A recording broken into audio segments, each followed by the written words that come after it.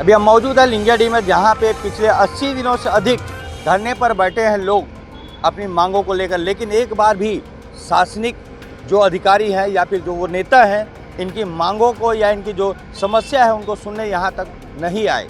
अभी इन महिलाओं से हम बात करेंगे जो अपने घरों को छोड़कर, अपने बच्चों को छोड़कर यहाँ पे बैठी हुई है। कड़ाके की ठंड में ये बैठे रहते हैं। आप इनसे जानते हैं क्या कुछ है पूरा। कब से आप लोग बैठे? 80 दिन से ऊपर हो गया, जानकारी मिल रही है। हाँ हो गया सर। कोई भी एक भी बीजेपी के विधायक नहीं आया यहाँ पे? कोई नहीं आया है। हम लोग को तो हमारा यही घर टूटा है, यहीं पर ना नोटिस दिया ना कुछ नहीं दिया। आया धड़ा के बुलडोजर चला दिया। हम घर में थे, बच गए हम मरने के लिए। हमारे दो बच्चे हैं, 2 लड़के हैं, उन लोग भी नहीं थे ना। मेरा आदमी नहीं था घर में, आके मैं बस अकेली थी। क्या काम करते हैं आप? यही झाड़ू पोछा करती हूँ। अब देख लीजिए, बेचारी झाड़ू पोछा करती है, उनके घर को भी तोड़ दिया गया। क्या कहेंगी आप? क्या कहूँगी मैं, जहाँ पर रह रही हूँ वहीं पर मेरे को छोटा से जमीन दे दे। कितने साल से रह रहे हो आप? ये तो 60 साल हो गया। और आपकी उम्र क्या है? मेरा 50 साल का हो रहा है। मतलब इनका घर जो है 60 साल का, इनकी उम्र 50 साल की होगी। ठीक। इनका कहना है कि जहाँ पर इनके मकान को तोड़ा गया वहीं से छोटा सा आशियाना इनको भी दे दिया जाए। और भी महिलाएं यहाँ मौजूद है, क्या कहेंगे हम आप? हम लोग तो बहुत दिन से आए हैं भैया। हमारे सास यही ख़त्म हो गए, बूढ़ी सास ख़त्म हो गए। बोखर बाद में आगे पहली हम आए ना तो कुछ नहीं रही से। हाँ मोरे सास पहली घर बना रही से, पहली मट्टी के फिर बनाए, ओखर बाद बेसरन के छौनी छाएन, ओखर बाद फिर अपोलो में काम करिए रोजे मंजूरी के, फिर बसंत बिहार में बनी तो वहाँ रोजी मंजूरी करें। हमन ला 80 साल होगी, सो कोई नहीं रही से। दिलीप में पूछ लिया तब के मोर सास यहाँ कैसे रही से। नंद कुमारी। नंद कुमारी कहना है जब यहाँ पे किसी का मकान नहीं था तब इनकी जो सास थी, जो इनकी जो भी सास बोलते हैं वो उन्होंने पहले घर बनाया और अब इनको रहते हैं वहाँ पे 80 साल हो रहा है। इनके पूरे परिवार को रहते हैं इस लिंगियाडी में। अब क्या कुछ करना है आपको? आपका घर तोड़ दिया गया है। घर दुकान तो टूट गया, दले के दुकान दोनों दुकान तोड़ दिया, घर भी 2 कमरा तोड़ दिया। अब लोग हम जूठा धो के हम सब बनाया था ये करने के लिए। अब हम नहीं जाएंगे, यहीं पर रहेंगे। हम लोग के रोजी रोटी सब यहीं चल रहा है। अब बहुत तकलीफ काटे हैं, हम यहाँ से कहीं नहीं जाएंगे। हम जूठा काठा सब धो के अपन बच्चा लोग को पाले हैं। आदमी भी बर्तन धोकर, झाड़ू पोछा करके घर के कामों को, ये दुखियारी महिलाएं जो बता रही है, अभी दुखियारी महिला, ये बर्तन मांझ कर अपने घर को जो बना के रखी थी उस घर को भी तोड़ दिया गया, दुकानों को भी तोड़ दिया गया। अब इनसे इनका घर भी पूरा तोड़े जाने की बात हो रही है और इनसे इनका जो रोजी रोटी वो भी छीनने की बात हो रही है, क्योंकि यहाँ से बाहर जाएंगे तो फिर कमाएंगे कहाँ, करेंगे क्या? अभी तो ये जहाँ आस-पास जाके पैदल जाके कर लेती है काम वाम। और भी बहुत सारी महिलाएं यहाँ पे। क्या कहेंगे हम आप हमेशा बोलती हैं, आज क्या कहेंगे? 80 दिन से ऊपर हो गया आप? 80 दिन से ऊपर हो गया भैया, लेकिन हम लोग जहाँ रहते हैं हम लोग को वहीं रहने दीजिए। कहा कि हम 3 पीढ़ी से यहाँ रह रहे हैं। हमारे छोटे छोटे बच्चे लोग हैं और मेरे पति देव भी नहीं है। हमारी दुकान टूट गया, हम कितना मुसीबत में है। लेकिन नेता लोग जो है सुशांत शुक्ला एक बार देखने के लिए भी नहीं आते। वोट के समय माता जी, भाई जी, बहन जी सब बोल के आके ये करते हैं। हम लोग को आशा देकर निराशा करते हैं।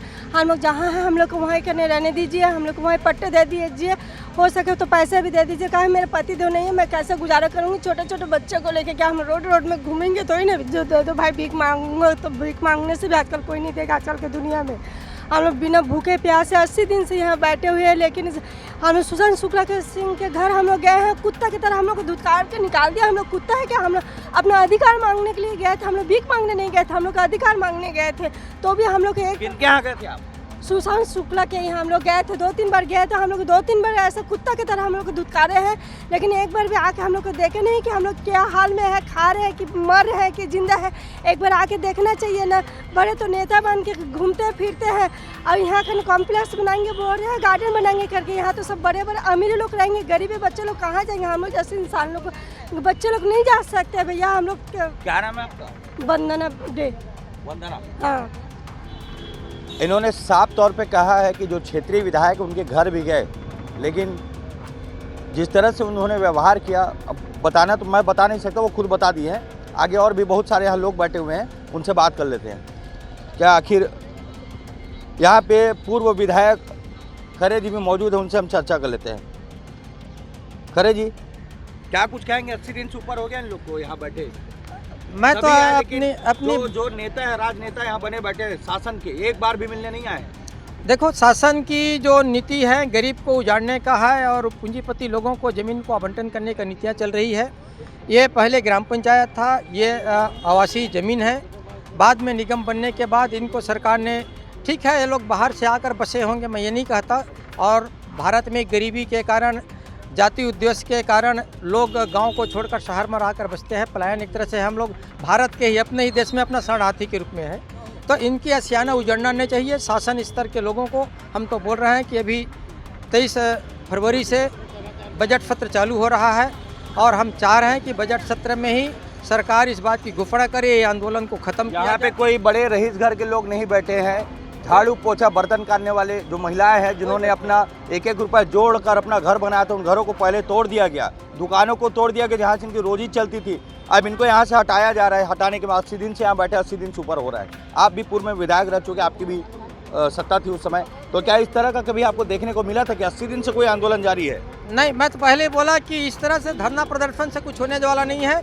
जब तक सरकार को कड़ा रूप में अगर कोई प्रदर्शन नहीं होगा, जवाब नहीं देंगे, तब तक सरकार हमारी बात नहीं सुनेगी। और मैं सरकार की ये जो नीति है, गरीब लोगों को, उन्हें अपने बच्चों की पढ़ाई लिखाई मार खा रहा है, रोजी रोटी मार खा रहा है, तो इसके बहुत ही मानवतावादी विचारधारा रखकर, मानवता नीति अपनाकर सरकार को इनकी आंदोलन को ख़त्म करना चाहिए और इनकी बचा हुआ जो आशियाना है उसको ना उजाड़ें, और जो इनका आशियाना उजाड़ा है उनकी मुआवजा गवर्नमेंट दे। ऐसी मैं अपील करने के लिए और आज धरना को समर्थन देने के लिए यहाँ आया हुआ। पूर्व विधायक खरे भी यहाँ पहुँचे हुए, राम कुमार खरे जी, और साथ ही अभी यहाँ के पार्षद, उनसे भी बात कर लेते हैं। लगातार 80 दिन हो गए हैं, क्षेत्रीय विधायक क्या मिलने आए अभी तक? नहीं, क्षेत्रीय विधायक जी तो मिलने नहीं आए हैं। आरोप प्रत्यारोप सरकार जिनके हैं उनमें से कोई एक नेता आया क्या यहाँ पे? नहीं, सरकार जिनकी है उन लोग भी नहीं आए हैं। क्या कहेंगे, 80 दिन से ऊपर हो गया? देखिए, उनको वोट लेने के समय ये बेजा कब्जाधारी नहीं दिख रहे थे, और जीतने के बाद ये बेजा कब्जाधारी शासकीय जमीन में अतिक्रमण करके बोल रहे हैं। इनको वोट ही नहीं लेना था इन लोगों से। उस समय तो बोलना था कि आप अतिक्रमणधारी हो, बेजा कब्जाधारी हो, वोट मत दीजिए हमको, आपका वोट नहीं चाहिए। जब हम लोग का वोट लिया जाता है, उसके बाद बन जाते हैं नेता, उसके बाद बोलते हैं कि आप अतिक्रमण करके रहे हो। ये कहाँ का न्याय है? तो या तो वोट ना ले, ये वोट ले तो गरीबों का ध्यान दे। या तो वोट ना लो या तो गरीबों का ध्यान दो।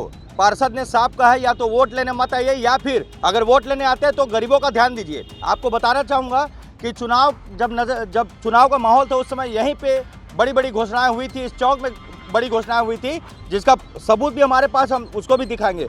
आपको याद होगा कि जब यहाँ पे चुनावी माहौल था तो यहाँ बोला गया था कि जहाँ आपका घर है उस मकान को तोड़ा नहीं जाएगा। किसने कहा था ये? देखिए, सीएम साहब का दौरा कराया गया था मेरे वार्ड में मेरे खिलाफ, और कहा गया था उसमें पूरे मंत्री, पूरे नेता, पूरे विधायक थे कि किसी गरीब का आशियाना नहीं टूटेगा। नजुल की भूमि हो या शासकीय भूमि हो, उनको वहीं पट्टा देकर प्रधानमंत्री आवास योजना के तहत उनको पैसा देकर उनका मकान अच्छा से बनाया जाएगा। लेकिन जस्ट उल्टा, चुनाव जीतने के बाद आशियाना तो बनाने का दूर, कॉम्प्लेक्स और गार्डन बनाने की योजना बनाई जा रही है गरीबों को हटाकर, जिसका विरोध करते हुए 80 दिनों से महिलाएं बैठी हैं। मैं एक जनप्रतिनिधि पार्षद होने के नाते मैं उनके समर्थन में बैठा हूं, किंतु ये आंदोलन टूट जाए उसका इन लोग मुझे बदनाम कर रहे हैं कि मेरी इतनी दुकानें, इतनी मकान, शासन, प्रशासन, सत्ता, सब आपका आप जांच करा लीजिए। मैं अपने माँ बाप के घर में रह रहा हूँ, ना कि मैं अपना खुद कब्जा करके बनाया हूँ। 60 साल 70 साल पूर्व मेरे मम्मी पापा आए थे तो मैं उनके साथ रह रहा हूँ, तो ये कब्जा कैसे कहलाया? कब्जा वाली बात है अगर, तो पूरा शहर कब्जे में है। मतलब अगर पार्षद अपने वार्ड के लोगों का समर्थन करे तो उस पर गंभीर आरोप लगाए जा रहे हैं। बहुत बड़ी बात है ये। आप, एक बात मैं आपसे पूछना चाहूँगा कि चुनावी वादे किए जाते हैं, बड़े बड़े दावे किए जाते हैं कि हम ये करेंगे, हम वो करेंगे, लेकिन यहाँ पे जो कॉम्प्लेक्स बनाया जाए वो किनके काम आएगा, किनके आएगा, आप जरा बताएंगे थोड़ा? देखो कि इस देश में अमीरों का आशियाना कभी नहीं लूटा गया है, जो भी आशियाना लूटा गरीबों का है। और इस देश में अमीर को अमीर बनाने का काम कोई भी सरकार, चाहे केंद्र राज्य में है, वो करती आ रही है, आज भी वही चल रही है। और अगर कॉम्प्लेक्स बनेगा, गार्डन्स बनेंगे, तो वो अमीरों को ही, व्यवसायिक लोगों को ही फ़ायदा पहुंचाने के लिए है। और हम सरकार से मांग करते हैं कि इस तरह से लोकतांत्रिक देश में इस तरह से काम नहीं होना चाहिए। मैं तो लोगों से आह्वान कर रहा हूं कि आपको संविधान में जो मौलिक अधिकार मिला है उस अधिकार के बारे में जानकार हो, जागृत बने, क्योंकि ये वोट ही आपका बहुत बड़ा शक्ति है, ताकत है। ये वोट आपकी बच्चों की बेरोजगारी और गरीबी आपका दूर कर सकता है। अन्यथा तो सरकार तो चाह रही है कि भाई ये मांगने वाला बने रहे। 5 किलो 10 किलो अनाज में ये समाज अगर अपने आप को संतुष्ट महसूस करता है तो अमीर लोग तो चाहेंगे कि ऐसी सरकार हमारी बनती रहे। तो अमीरों को फ़ायदा पहुंचाने के लिए सरकार कर रही है। और भारतीय जनता पार्टी की जो सरकार है, जिसको अभी देश के उद्योगपतियों ने 10,500 करोड़ रुपए चाहे इलेक्ट्रॉन बॉन्ड के माध्यम से हो चाहे ट्रस्ट के माध्यम से भी जो दिया है, जो पेपर पत्रिका में जो छाया है, तो ये तो साफ जाहिर दिख रहा है कि उद्योगपतियों को फ़ायदा पहुंचाने का काम कर रहा है, मूल बासिंदों को उजाड़ कर। तो ये गलत काम है, ये अन्यायपूर्ण काम है, असंवैधानिक काम है। मैं इसका विरोध करता हूँ। क्या कुछ कहेंगे? अब 80 दिन तो हो चुके हैं, आगे क्या कुछ सोचा आपने?